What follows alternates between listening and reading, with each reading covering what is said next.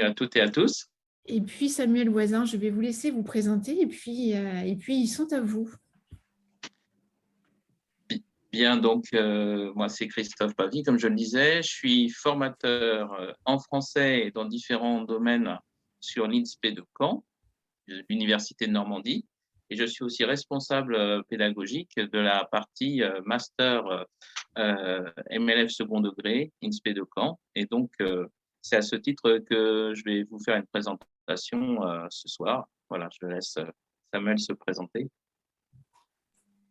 Bonjour à toutes et à tous. Donc, moi, je suis Samuel Voisin, directeur adjoint formation de l'INSPE, donc, qui est une composante de l'Université Normandie-Caen, et qui est donc Institut national supérieur du professeur à l'éducation, où l'on forme donc les enseignants premier, second degré, CPE, et où on a la possibilité aussi d'héberger donc des formations dans une autre mention du master. Et c'est dans cette mention-là que l'on vous propose d'entrer en une année de formation pour un Master 1. Voilà. Et par Donc, ailleurs, je suis donc plutôt moi en mathématiques, voilà, pour ce qui me concerne. Voilà. Je vais peut-être commencer un petit peu la présentation générale, hein. En fait, c'est un master d'enseignement français à l'étranger, donc pas d'enseignement du français, mais d'enseignement français à l'étranger, donc qui est en partenariat avec la Mission laïque française. Et ce master, en fait, est piloté déjà par une équipe. Et donc, ce qui paraît important à dire, c'est que l'équipe qui vous accueille et qui vous fait travailler, qui vous fait progresser, qui vous fait avancer pendant une année, en fait, voilà, est une équipe qui fonctionne bien, qui est soudée, qui a des habitudes de travailler en commun, qui communique bien. Et donc, voilà, c'est une équipe solide. On est volontaire parce qu'on essaie toujours de trouver des solutions quand il peut y avoir des difficultés. On a une capacité de flexibilité aussi, d'adaptabilité. On essaie de trouver voilà, des solutions, on essaie d'adapter les propositions le mieux possible. Et puis, j'ai envie de dire que c'est aussi une équipe qui est engagée. C'est-à-dire on propose ce master en partenariat avec la Mission laïque française, tout simplement parce qu'on y croit, parce qu'on pense que c'est quelque chose de positif, de concret, qui fait véritablement avancer aussi la formation de façon un petit peu générale. Et donc, on trouve que c'est voilà, vraiment un beau projet qui est porté en particulier avec Julie Gounet, par exemple, ou Abdessamel, ou François, ou les collègues que je ne vois pas, mais qui sont là aussi présents. Donc, voilà, il y a une équipe qui travaille en collaboration aussi avec les équipes de la Mission laïque française, dont une partie peuvent être présentes ici. Ensuite, voilà, c'est un état d'esprit constructif, c'est-à-dire que l'objectif de la formation, c'est de vous faire passer des paliers, c'est de faire que vous avez, comment dirais-je, une expérience professionnelle, vous avez envie finalement de progresser dans votre professionnalité, vous avez envie finalement de vous améliorer, de faire que vos élèves, tout simplement, vous voulez le faire pour que vos élèves soient mieux avec vous, pour que ça se passe encore mieux. Et donc, c'est ça qu'on essaie d'accompagner de façon aussi positive, en essayant de vous faire passer comme ça des paliers au fil de l'année, en vous proposant une démarche en fait réflexive. C'est-à-dire que, bien sûr, vous êtes en général déjà des professionnels qui connaissaient, qui avaient déjà toute une série de qualités et de compétences. Et notre objectif, c'est de faire que vous puissiez regarder ces qualités, ces compétences, vous puissiez les croiser avec la recherche, avec la formation, et que ça vous permette d'aller plus loin, d'avancer et d'être encore mieux, d'être encore meilleur d'une certaine façon avec vos élèves, avec les publics que vous avez. Donc, bien sûr, l'idée aussi, c'est un état d'esprit sérieux et coopératif, hein, comme je le disais tout à l'heure, c'est-à-dire qu'on coopère entre nous, l'équipe, on coopère avec la MLF et puis on coopère avec vous. On est sur une construction, on est sur une co-construction, c'est-à-dire que chacun est actif, et y compris les personnes qui sont donc en train d'être formées. Alors, le contenu, il est basé sur la recherche, c'est-à-dire que tout simplement, vous avez de la recherche quand on pense aux neurosciences, par exemple, aux sciences de l'éducation, à la psychologie. On a à la didactique, dans les didactiques disciplinaires aussi, on a des chercheurs. Et nous, en fait, l'idée, c'est que l'on fasse du lien. La formation, c'est de faire du lien entre cette recherche qui nous apprend régulièrement de nouvelles entrées, qui nous donne de nouvelles entrées pour travailler avec les élèves, pour penser l'enseignement-apprentissage, les enseignements-apprentissages. Donc, il y a ce côté basé sur la recherche. Donc, on s'appuie sur la recherche récente. Et cette recherche récente, finalement, nous, on est là pour faire pour vous et avec vous un pont avec la pratique que vous pouvez avoir dans vos classes pour que les deux, finalement, puissent se croiser et que vous soyez la personne qui va arriver à la fois à croiser finalement le contenu basé sur la recherche et le contenu basé sur la pratique, votre pratique. Et on essaie de faire que les deux se croisent pour vous et pour vous faire avancer dans des paliers de compétences. C'est une formation avec un contenu qui est structuré. Je vais revenir un petit peu sur cette structure. C'est adapté aussi à la discipline et c'est planifié. C'est-à-dire que il n'y a pas de surprise sur ce qu'il y a à faire. Vous avez un plan de travail en début d'année avec des étapes, avec des dates. Et donc, l'idée, c'est de se tenir à ces dates avec des travaux à fournir. On pourra en reparler, si vous voulez, tout à l'heure dans un échange. Et donc, en fait, on peut arriver à faire que finalement, ce travail structuré, adapté, planifié, eh bien, vous puissiez le mettre en œuvre au fil de l'année de façon, voilà, de façon solide pour vous. Alors, bien sûr, les objectifs, c'est de vous accueillir. Revenir en formation, par exemple, quand on a quitté un peu la formation depuis un certain temps, c'est toujours délicat. Il y a un palier à franchir. Si on n'a pas fait d'études pendant un certain temps, il faut effectivement se remettre dans des lectures, se remettre dans des documents. Donc, c'est un peu difficile, mais il y a une phase de quelques semaines en début de formation où on essaie de faire le mieux possible pour vous accueillir. Euh, vous comprendre, vous comprendre vous et faire aussi que vous puissiez comprendre la formation et que vous puissiez comprendre aussi à la fois là où vous avez finalement des freins dans votre pratique professionnelle, mais aussi là où vous avez des leviers dans votre pratique professionnelle. Et donc ça, c'est par rapport au lien, bien entendu, par rapport à ce qui peut se faire, comment dirais-je, dans la formation. L'objectif, effectivement, est de partager tout cela, de vous faire progresser et puis de valoriser finalement votre, vos connaissances, votre pratique, de valoriser votre parcours. C'est-à-dire que finalement, heu, entrer dans un master comme ça, c'est finalement pouvoir se dire: «Voilà, à la fin, j'ai eu le master, première année, par exemple et master 1, et je sais que voilà, ce que je fais, c'est valorisé». Ça, on peut mettre ça vraiment, directement sur un diplôme, sur du papier et ça veut et on sait que c'est pris en compte, on va dire, par différentes, institutions. On pourra bien sûr revenir sur tout, ce que je suis en train de dire dans un questionnement, hein. Alors les thématiques fondamentales qui sont travaillées, ici en fait ce sont les noms, des enseignements qui sont proposés, hein. C'est-à-dire qu'ici, c'est tout simplement, vous avez une première alors, on parlait avant d'unité d'enseignement, d'UE. Maintenant, on va parler d'EC, d'enseignement, comment dirais-je? J'ai oublié là, Samuel va me rappeler, d'enseignement contributif, pardon, qui puisque en fait, c'est la on est dans une, on va avoir des nouvelles maquettes, une nouvelle organisation au niveau universitaire et donc on parlait d'unité d'enseignement et voilà et maintenant on parle d'enseignement, contributif et donc vous avez, tout un travail sur la conscience disciplinaire et sur l'interdisciplinarité. La conscience disciplinaire, c'est quelle que soit la discipline, vous avez une conscience disciplinaire, c'est-à-dire professeur de maths, vous avez une conscience disciplinaire. Ça, c'est une formation, bien entendu.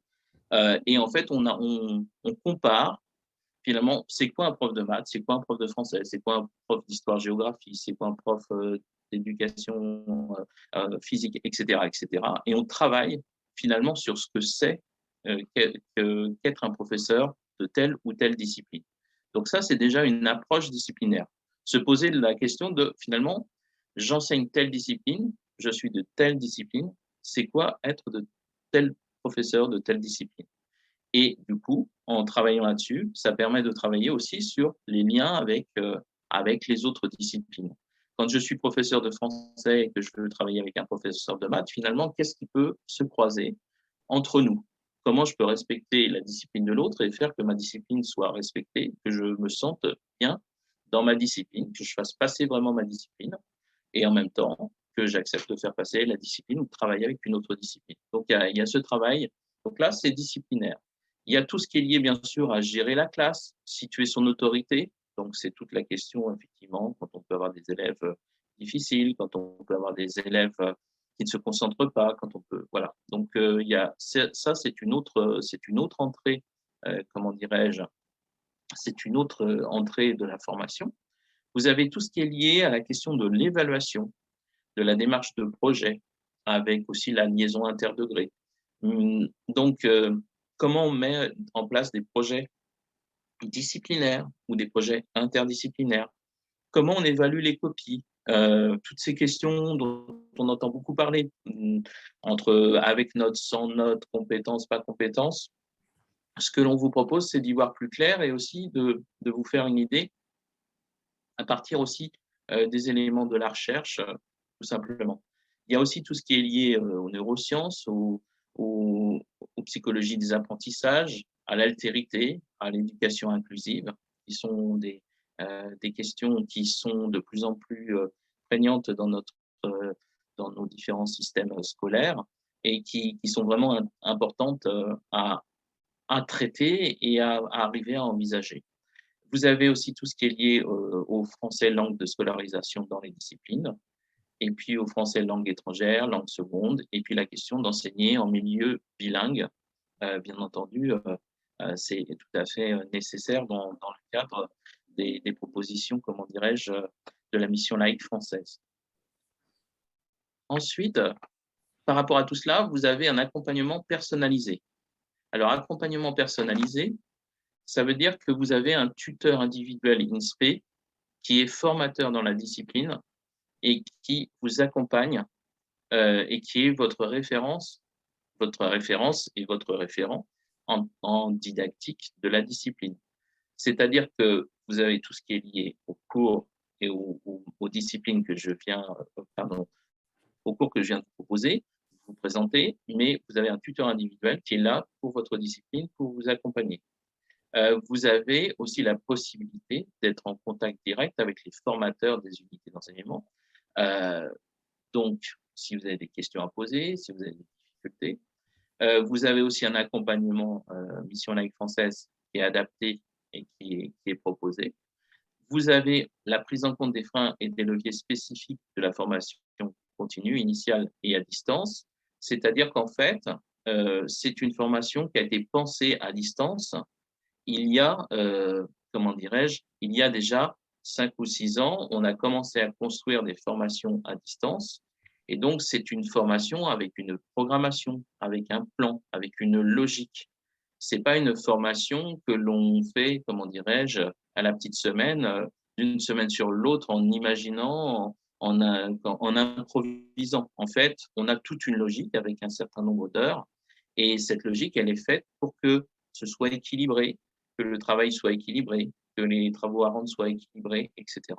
Et puis, à chaque fois, il y a un regroupement normalement qui est prévu en présentiel, même s'il n'a pas toujours pu avoir lieu, bien entendu, cette année par rapport à la pandémie. Donc, on pourra aussi reparler je répondrai bien entendu à ces questions avec Samuel. Voilà. Les supports. Alors, les supports, pour travailler sur les éléments que je vous indiquais, vous avez une plateforme ergonomique. Vous entrez sur la plateforme, vous êtes accompagné pour arriver sur la plateforme. Et puis là, vous allez vous repérer. Il y a des petites fenêtres et puis vous allez aussi découvrir des capsules, des formateurs avec des petites vidéos pour vous présenter telle ou telle chose. Vous allez avoir des diaporamas enrichis. Donc, vous avez en fait une variété de supports pour que ce soit, c'est pas juste des textes ou des documents à lire, c'est toute une série de supports pour que ce soit aussi motivant à découvrir et un peu varié dans les situations. Vous avez des travaux individuels à fournir et des travaux de groupe, donc qui sont à construire en coopération. Vous avez aussi des visioconférences avec des rendez-vous avec vos tuteurs pour pouvoir travailler sur la durée. Vous avez des évaluations régulières à travers des devoirs à rendre, et on pourra revenir dessus bien entendu. Vous avez dans tout cela des références scientifiques et institutionnelles. Et puis, vous avez un portfolio à créer. Un portfolio, en fait, c'est comme un peu un carnet de route à créer. Quand vous entrez dans la formation en septembre, vous allez être un peu comme dans un navire. Quand vous avez un grand navire que vous allez diriger, et ben, vous allez avoir votre carnet de route et puis vous allez noter, vous allez prendre des traces de ce que vous faites pendant votre voyage. C'est un petit peu ça, un portfolio. Et du coup, à la fin de l'année, vous présenterez finalement votre carnet de route et ça fera partie de votre évaluation, en plus des copies des travaux qui auront pu être proposés. Donc, les retours que l'on a pu avoir sur cette formation, c'est qu'effectivement, les personnes qui l'ont suivi, de ce qu'on a pu avoir, ont bien vu qu'ils avaient acquis des savoirs, effectivement, qu'ils avaient développé des méthodes, qu'ils se sentaient plus compétents, qu'ils se sentaient plus légitimes dans leur établissement ou aussi dans des démarches de projet avec d'autres collègues ou dans les établissements, qu'ils étaient plus capables de tenir compte des élèves et puis qu'ils étaient aussi capables finalement de construire une démarche réflexive qui peut être ensuite utile pour soi et pour les autres, comme c'est écrit ici, dans la suite du parcours personnel, c'est-à-dire et professionnel. C'est-à-dire que finalement, on se regarde pédaler, c'est-à-dire on se regarde faire et puis on essaie d'analyser ce qu'on fait et du coup, ça nous permet effectivement d'avancer. Voilà un petit peu pour cette présentation générale. Donc, si vous voulez, ce que je vous propose, c'est peut-être que l'on dialogue maintenant. Voilà, je vais arrêter mon partage d'écran peut-être.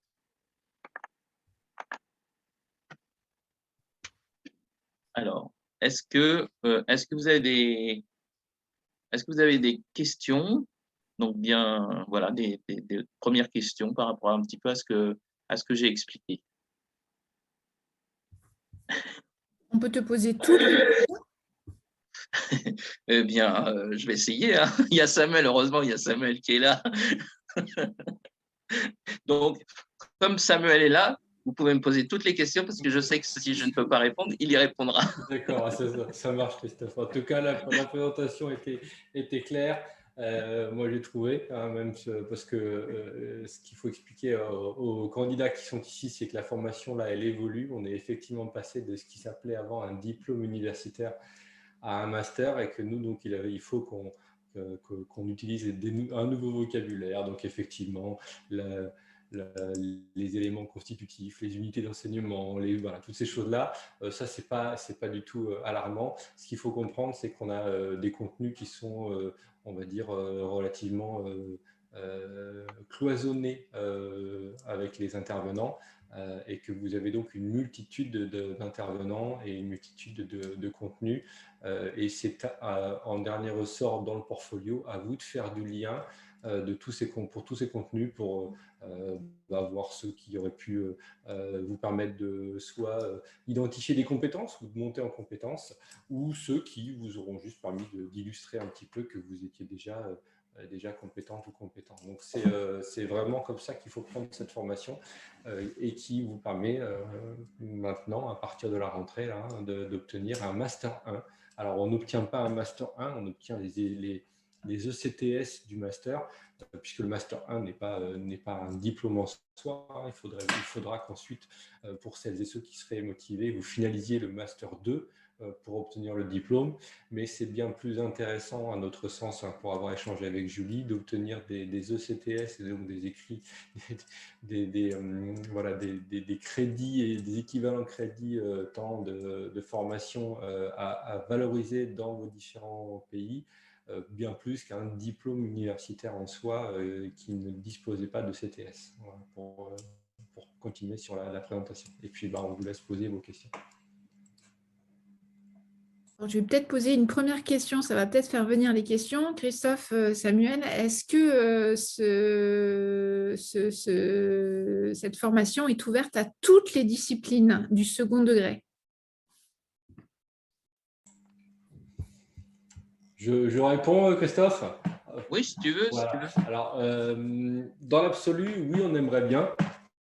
Dans les faits, Christophe vous a bien expliqué que on essaie de garantir un tuteur inspé ou une tutrice inspé qui soit formateur ou formatrice dans la discipline. C'est-à-dire que nous, à l'INSPE, là, je vous ai dit tout à l'heure, on formait les candidats et les lauréats des concours du second degré, maths, français, sciences économiques et sociales, histoire, géographie.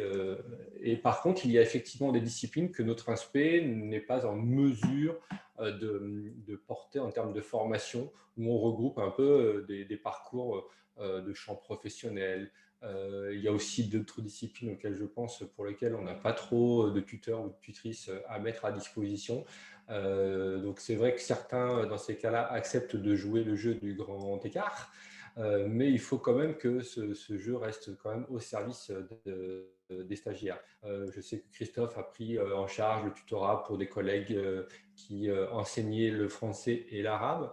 D'autres collègues qui sont plutôt formatrices en anglais ont accepté aussi de prendre d'autres langues vivantes étrangères. Mais par exemple, en philo, en arts plastiques, en éducation musicale, on est un peu démunis en termes de possibilités d'encadrement. Alors, je ne dis pas que c'est un non catégorique, mais c'est vrai que ce sont des disciplines un peu plus rares en formation et pour lesquelles on ne dispose pas du master de la mention second degré chez nous. Oui, je pense que tu as dit les disciplines qui pouvaient un petit peu bloquer. Effectivement, éducation musicale, arts plastiques. Après, ce qui se passe effectivement, c'est pour par exemple sciences physiques, chimie, éventuellement on peut faire le lien avec la SVT, bien sûr. Comme il y avait aussi il y a des possibilités entre technologie, SVT et physique-chimie, puisque donc voilà, donc éventuellement on a comme ça, on fait des regroupements comme ça. Mais de toute façon, toutes les personnes qui sont tuteurs, comment dirais-je, qui sont formateurs INSP sont des spécialistes de la didactique de leur discipline, mais par exemple en lettres, en langue, pardon, l'enseignement des langues vivantes, c'est la même didactique que ce soit en espagnol, en anglais, en allemand, en italien, etc. Donc, c'est pour ça, par exemple, que la collègue d'anglais, responsable du parcours anglais, peut accompagner aussi sur l'apprentissage des langues vivantes. Voilà pour un petit peu cette précision-là. On a une question de Elisabeth, si tu la reconnais bien à l'écran, qui est à Reus. Bonsoir, merci beaucoup. Bonsoir Elisabeth. Bonsoir, merci pour la présentation. J'avais une question juste là sur les langues vivantes. Vous avez dit que vous avez quelqu'un qui peut accompagner pour l'anglais. Est-ce que les rédactions qu'on peut faire, on peut aussi les faire dans la langue vivante? Alors non, malheureusement, on va vous demander de faire l'effort. C'est vraiment un master qui s'appelle enseignement français à l'étranger. Et donc, tous les travaux, on vous demandera de les rédiger en langue française. Merci. Sachant, bonjour Jérôme au passage. Bonjour, désolé pour mon retard. J'étais sur une autre réunion qui a duré plus longtemps. C'est avec plaisir qu'on te retrouve. Pour répondre à Elisabeth, en fait, après, si vous voulez, nous, on a conscience, et c'est par exemple, je parlais d'adaptabilité, c'est-à-dire que nous, quand il s'agit de faire un devoir pour exprimer, par exemple, une façon de voir sur l'évaluation ou sur on va pas être là à regarder s'il y a 10 fautes d'orthographe ou 15 fautes de grammaire en français, etc. C'est pas un problème, ça. En fait, c'est pas ça qu'on évalue. Ce qu'on évalue, c'est la démarche, c'est l'intérêt de la réflexion, c'est la construction du contenu que vous proposez à l'écrit. Et en fait, c'est pas un problème le fait qu'il y ait que si on sait que de toute façon votre langue effectivement n'est pas forcément, ça pose aucun problème, ça, si vous voulez. On peut avoir des devoirs où on pourra mettre des évaluations avec une compétence maximum, alors qu'en fait, il y a 10 erreurs d'orthographe dans le devoir, puisque c'est pas ça qu'on est en train de juger. En revanche, voilà, du moment en fait que c'est exprimé clairement et que la personne essaie de faire au mieux pour répondre, voilà, c'est pas non plus une proposition pour être professeur des écoles en français ou professeur de lettres en France, ou comment dirais-je, une proposition qui est quand même internationale de fait.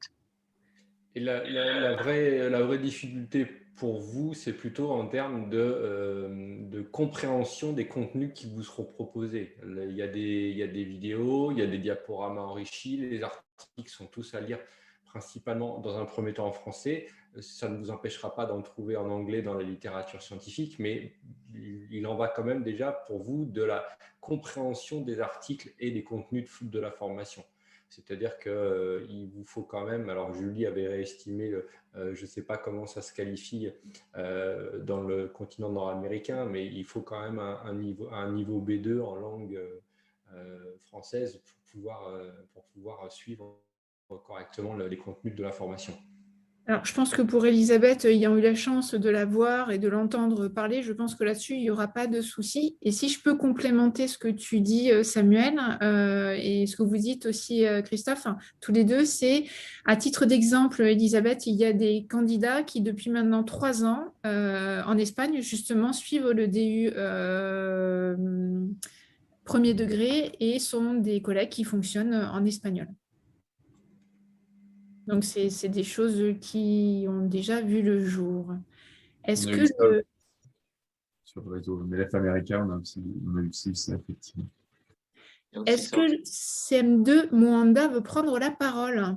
Oui, et après, il y aura une question aussi sur le chat. Oui. Oui, bonjour à tous et merci. Bonjour. Bonjour. Voilà, il pleut chez nous au Gabon, donc la connexion est un peu compliquée. Voilà. Allez-y.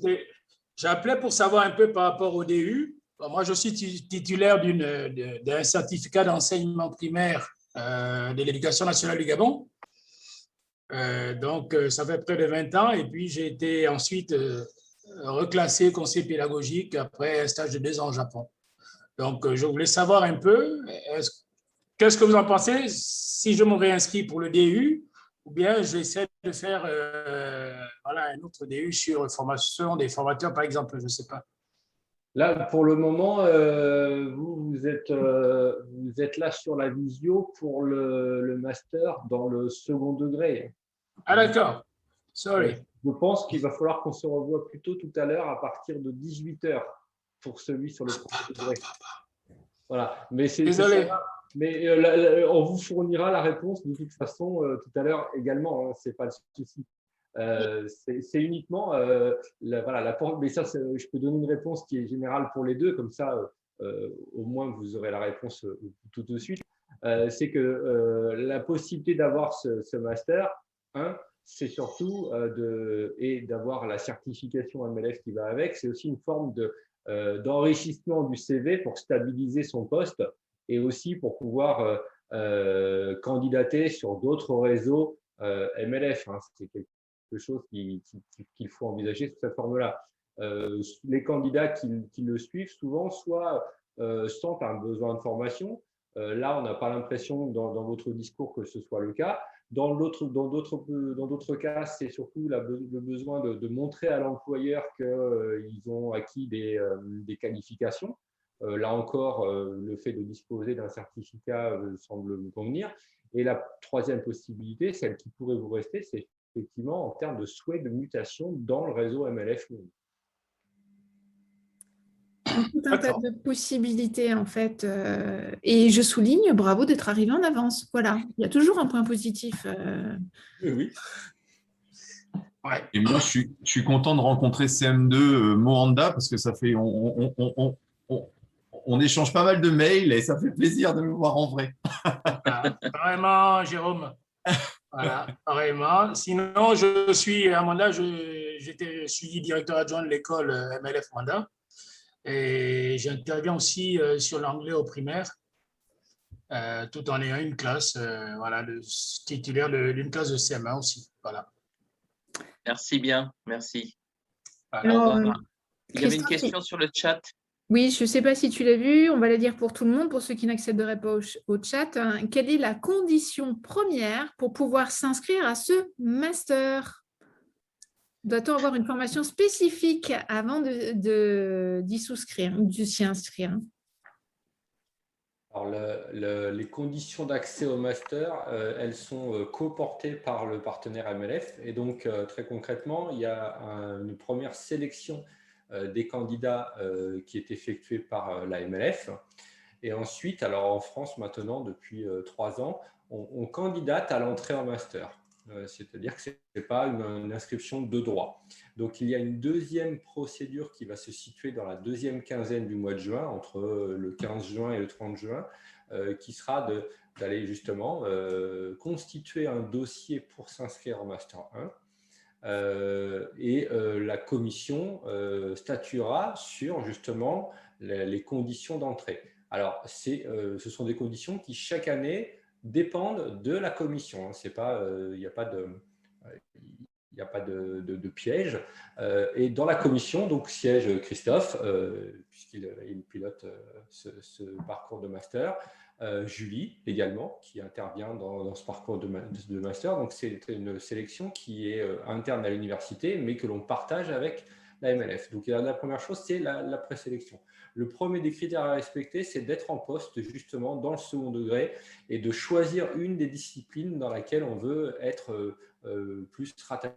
Je pense à des collègues, par exemple, qui ont fait maths, sciences ou maths techno ou sciences et techno. On leur demande dans un premier temps d'avoir effectivement un nombre d'heures devant élèves dans la discipline qu'ils ont retenue en poste en enseignement français à l'étranger, donc en l'occurrence avec la MLF. Ensuite, il y a aussi on va dire le cursus antérieur qui peut être pris en compte. Mais il y a des procédures à l'université qui s'appellent soit des VAP, des VAE, des VES. On vous précisera tout ça quand on aura fait les présélections, qui sont soit des validations d'acquis personnels et professionnels, soit des validations d'acquis d'expérience, soit des validations d'études supérieures, qui vous permettent justement d'entrer en M1. Alors, ça ne vous donne pas de diplôme de Bac+3, mais ça vous permet d'entrer en Master 1. Donc, les principales conditions, c'est effectivement, si on reprend la question d'Elisabeth et la question de Julie, la question de BCD. Qui peut-être est documentaliste, je ne sais pas. C'est effectivement être en poste dans un établissement français à l'étranger, affilié à l'MLF, de pouvoir avoir un niveau de maîtrise de la langue française suffisant et de se décider sur une discipline du second degré. Voilà, documentaliste tout à fait à la MLF, à Casablanca.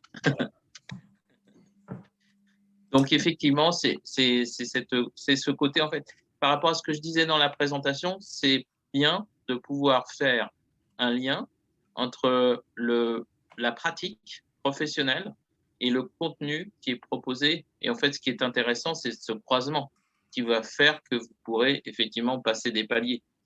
Donc, c'est clair que quelqu'un qui n'aurait pas d'élèves devant soi, pour arriver à se rendre compte de l'évolution, ça serait compliqué. Oui, on vous demande effectivement dans la formation de vous approprier des contenus, d'en trouver d'autres en autonomie aussi, en vous indiquant comment on peut procéder. Et surtout, on essaie de voir si ça engendre des changements de pratique. Et pour ça, on a effectivement besoin que vous soyez alors en responsabilité ou en observation, mais le mieux, c'est quand même en responsabilité dans des classes, devant des élèves. D'autres questions? Oui, c'est Anas Salhi qui parle. Oui, Bonjour à tout le monde. bienvenue, bonjour. Merci. En fait, moi, j'ai eu un cas particulier. Je viens d'obtenir mon diplôme de doctorat en chimie physique. Et avant, j'étais employé en tant que laborantin. Et de temps en temps, je fais des remplacements dans le cas de besoin. Et là, j'aimerais bien faire cette formation. Je ne sais pas, est-ce que j'aurai le droit ou pas. Est-ce que vous pouvez nous donner quelques éléments complémentaires pour qu'on sache dans quel pays et dans quel établissement vous êtes et sous quelles conditions vous faites des remplacements? Si vous avez une fréquence, ça va nous aider à vous répondre. D'accord. En fait, je suis dans le lycée français international Jean Charcot à El Jadida, au Maroc. Et cette année-là, je faisais des remplacements. Je peux faire un tableau ou bien un certificat signé par monsieur le proviseur. Au niveau collège, au niveau lycée, je faisais des remplacements du second et de première. Alors, Anas, la difficulté là n'est pas nous, on n'a aucun souci, enfin, on n'est pas en train de jouer la police sur est-ce que vous l'avez fait ou pas, on vous croit tout à fait. La chose qu'on va plutôt vous demander, ce serait plutôt d'avoir un engagement de la part du chef d'établissement à plutôt essayer de trouver une quotité horaire devant élèves qui puisse à l'année vous garantir, par exemple, ne serait-ce qu'une classe par semaine tout au long de l'année pour que justement vous ayez le temps d'expérimenter des choses. Et c'est plus ce genre de, on va dire, de contrat minimum qui nous intéresserait, c'est-à-dire que le principal ou le proviseur accepte de vous laisser, par exemple, je ne sais pas, moi, une classe de quatrième ou une classe de cinquième à l'année, ce qui ne vous assurerait, entre guillemets, que un petit apport pécunier, mais qui vous permettrait par contre de tester tout ce que vous pouvez suivre en formation réellement en classe. Donc c'est plus, ce serait plus avec votre proviseur qu'il faudrait essayer d'avoir une discussion pour qu'il puisse vous trouver un contrat pour que vous ayez au moins une classe en sciences physiques, par exemple, à l'année. C'est plus ce genre de choses-là dont on a besoin, sans quoi le fait de ne compter que sur des remplacements vous nous rendrait impossible la formation, puisque elle serait complètement décrochée d'une possible mise en œuvre. On l'a testé une fois et ce n'était pas du tout pertinent.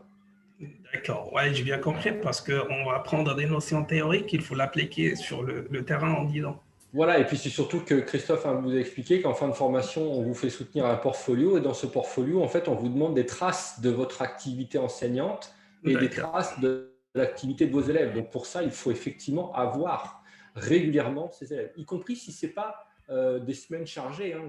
Honnêtement, si vous nous dites, voilà, ça y est, mon proviseur me garantit un service pour une classe à l'année, eh bien, voilà, on vous prend en formation. Nous, ça nous parle, ça. Si par contre, il nous dit, non, c'est sûr, il me fera faire 15 jours de remplacement là, puis 15 jours là, ça va être beaucoup moins évident pour nous de s'engager avec vous.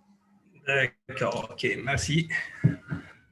Alors, j'espère à la fois qu'on était honnête dans la réponse et pas trop décevant pour vous. Non, non, pas du tout.